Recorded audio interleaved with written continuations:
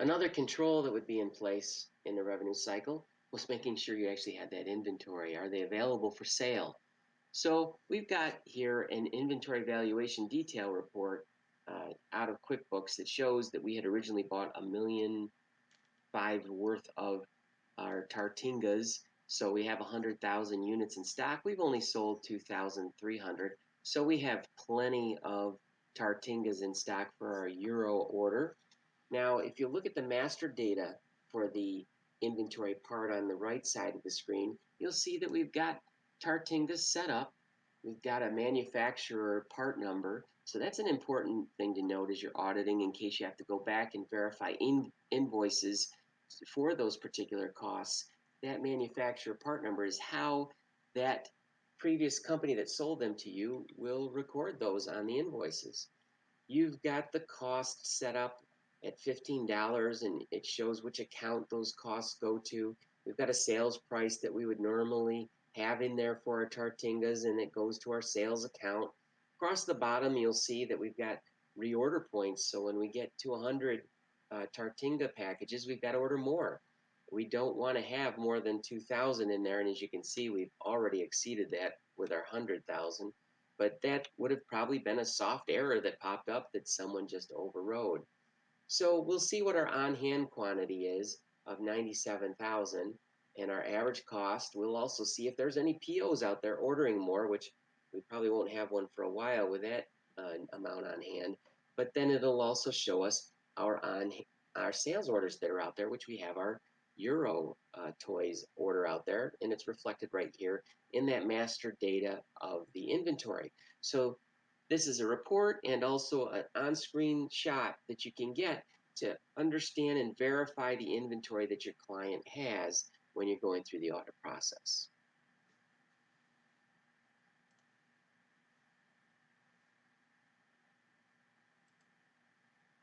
We had plenty of Tartingas, so we're going to ship them out to Euro Toys. And so usually we've got to go through a shipping company. We're going to use UPS, and they'll give us a bill of lading, which will go through the whole details of where it's going to get shipped to and ultimately what we're going to have to pay for shipping it out to our client.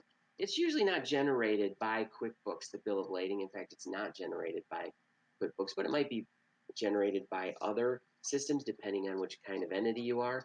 But generally the shipper will give you this, and what we provide and can come out of QuickBooks is the packing slip that'll go in that package that'll list all those Tartingas in there and where it's supposed to go, and so that when Eurotoys gets this package, they'll be opening it up, they'll see this packing slip, and they'll verify they've got what they wanted before they put it into inventory. So these are things that, again, when you're auditing, your client should have that bill of lading to prove the shipment that went out. They might even have a copy of the packing slip. This all might be electronic too, as it is here in QuickBooks.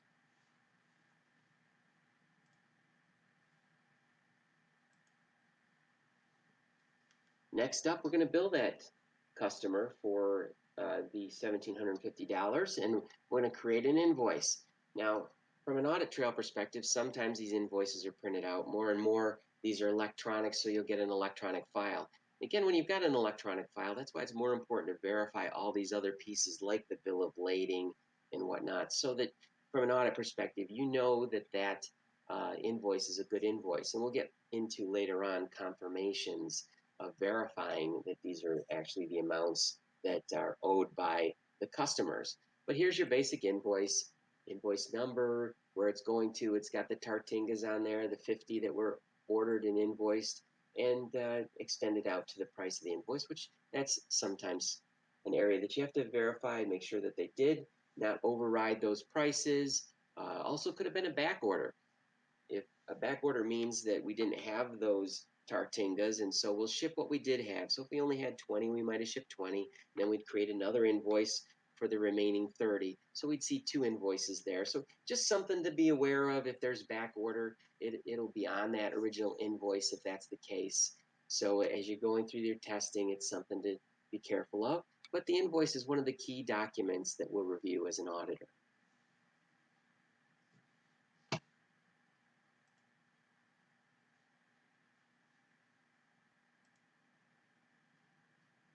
All right, let's review the accounting transactions so far. First off, when we got that order, we didn't record anything other than putting in the sales order. It wasn't until we actually shipped the product and invoiced the product that we had accounting transactions.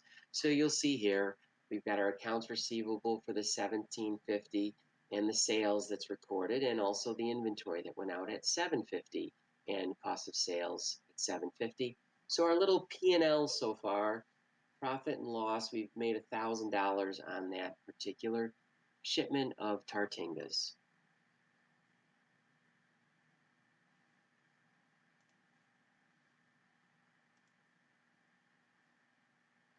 Next, we'll collect that payment from our customer. It's important to understand how these checks are handled when they're received by the company. Are they received at the reception desk and logged in so that there's a good segregation of duties? So it's important as an auditor to really understand how that happens.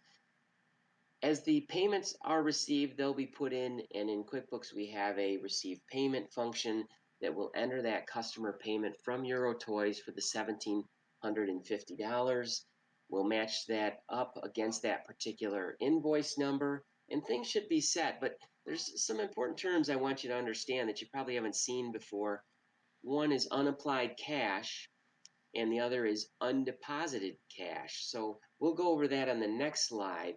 But that whole process of understanding how the checks come in, make sure they're properly handed, and good segregation of duties is important for the auditor.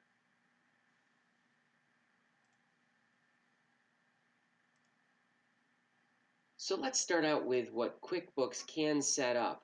So when cash is brought in and it's entered into the system, they put it in something called an undeposited funds, which acts like a cash account. So you'll see the accounts receivable go down in the transaction here, but this undeposited funds uh, account created. So when you go to the bank or when you record the deposit to the bank, that's a separate transaction. And if you're in QuickBooks, you'll say, make a deposit, and then it'll say, hey, you've got these undeposited funds out there. Do you want to put them into that bank account also? You'd click yes, and that'll create the next transaction, which shows the money going into your business checking account and out of this undeposited funds account.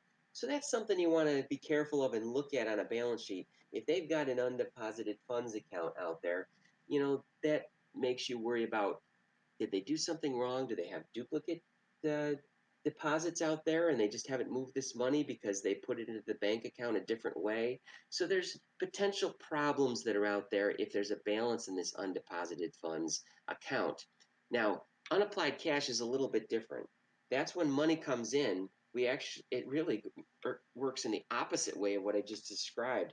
We'll put it into our business checking account and we'll hit it up against a subsidiary ledger accounts receivable account called unapplied cash.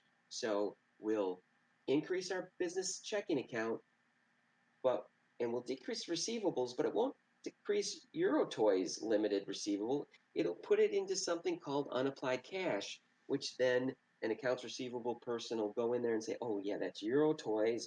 We'll link it up to EuroToys, and that'll reduce the EuroToys receivable and also clean out this unapplied cash account.